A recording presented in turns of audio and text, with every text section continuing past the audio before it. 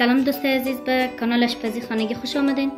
امروز میخوایم براتون قابلی ازبکی آماده کنیم که یکی از غذاهای معروف افغانستان است که 5 گلاس برنج براتون در نظر گرفتیم.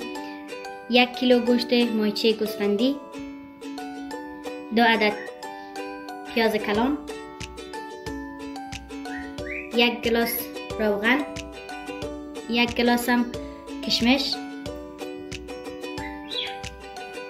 2 قاشق نمک،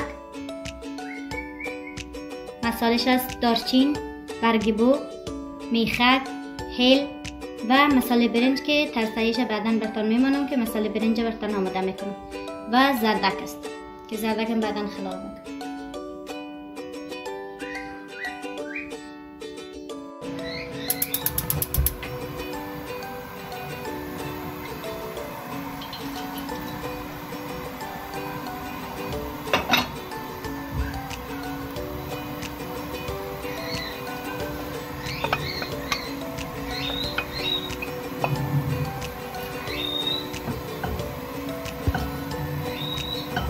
اینه میمونه میذاره سرخ شو.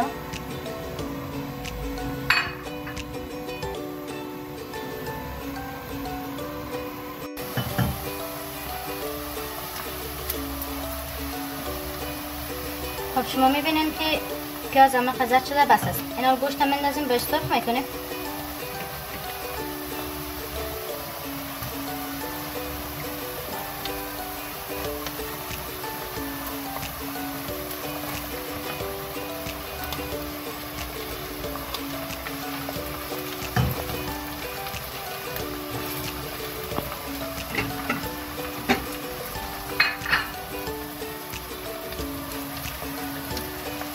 برای 5 دقیقه گوشت باید سرخ میکنیم، با سرش هم میمانیم که پیازش آب شود داخل با خود گوشت یک ذره سرخ شد.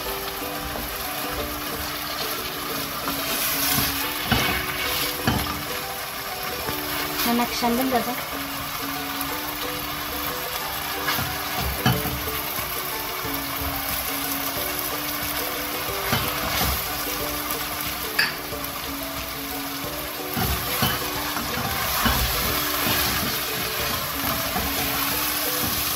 مساله‌ایش که مثلا دیدن در مواد لازمش حال اضافه نمی‌کنیم، فقط همین نمک اضافه می‌کنیم با گوشت، حرارت کم می‌کنیم.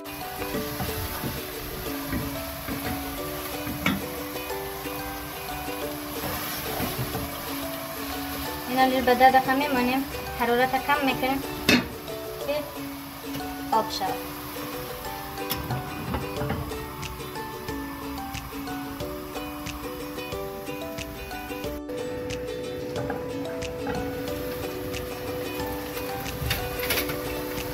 شما بعد 10 دقیقه میبینید که پیازم سرخ شده، گوشتم سرخ شده و در این مدت 10 دقیقه که ما گوشت میمانیم بر سرخ کردن حتما یک شور میتیم که یکی دو بار شور میتیمش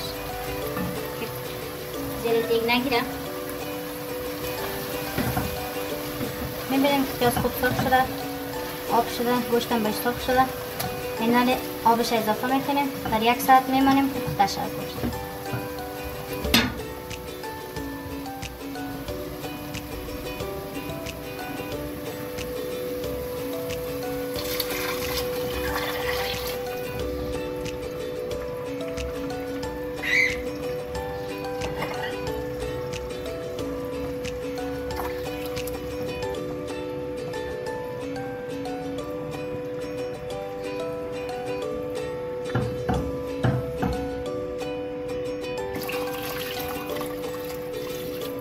فعلا دیگه چیز لازم نداره، حرارت متوسط میکنیم، بر 1 ساعت میمانیم گوشت پخته شود.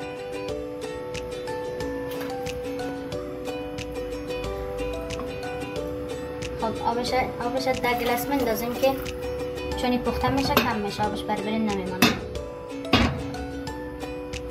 مساله‌اش هم میندازیم، البته مساله‌ای که فعلا لازمه مساله‌اش هم میندازیم، بعدا دیگه‌اش باز میندازیم.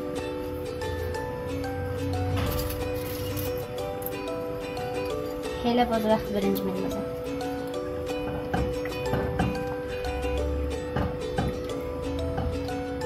این رو به مدت مدت 1 ساعت میمونیم که پخته شد با حرارت کم.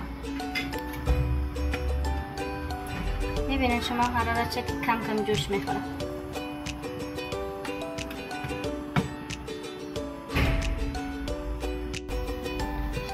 بعد 1 ساعت میبینید شما که پخته است.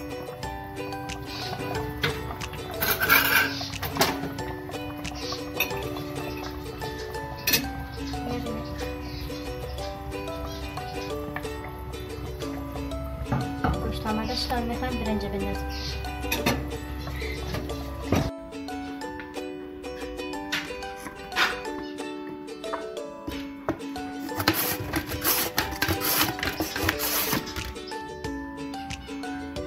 خب شما میبینیم که زردکش هم به این اندازه خلال کرده.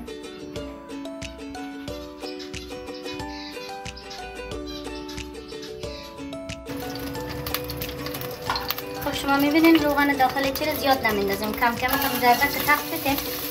این رنگ زردک حفظ میشه، خوب رنگش خوب میشه. همه زردک میندازیم، یک تختش میکنیم، دوباره بریم 5 دقیقه تفت میکنیم. البته سرخ نمیکنیم. شما میبینید که روغن زیاد ننداختیم چون روغن ما داخل برنج اضافه کردیم. روغن شد.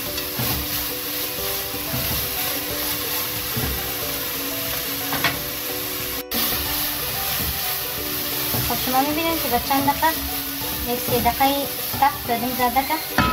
البته سرخ نکردیم. حالا ما به گوشت اضافه میکنیم.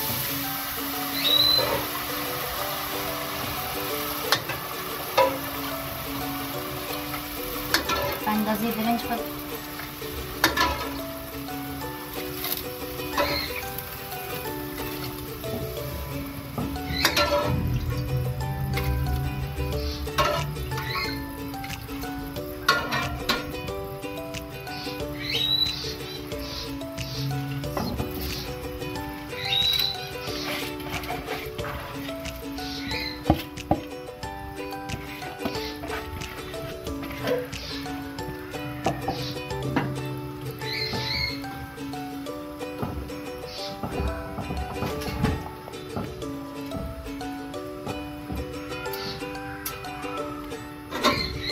خب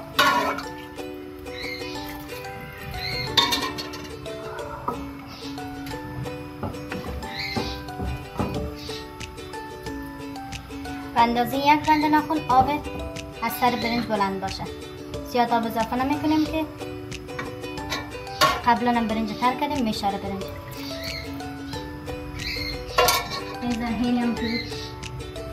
هیلم بود اضافه میکنیم بهش. خیلی مواد لازمش بود.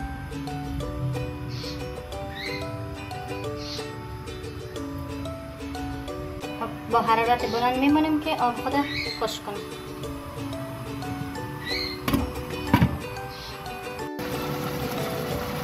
خب شما میبینید که با این رقم که برنج دستی گوشت هم داخلش میمونه که گوشت خشک نشه. کشمش هم میندازیم.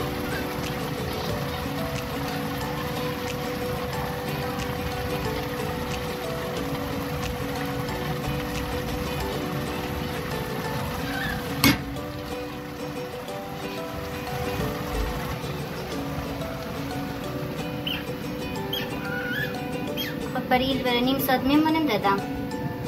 باز حرارت هم کم میکنیم که خوب دم بگیره. خب دوستا شما بعد نیم ساعت میبینین که قابلی آماده است. حتما آماده کنین، بسیار خوشمزه است. حالا براتون میکشم نشان میدم.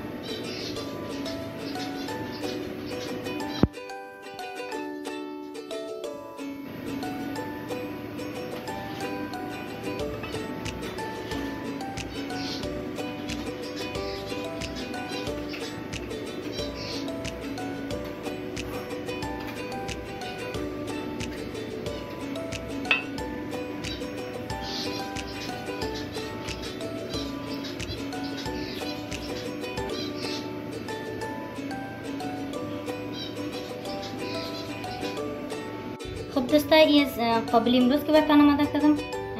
خدا کنه خوشتان آمده باشه و منتظر کامنت هایتان هستم. تا برنامه بعد، خداوند یار و مددگار.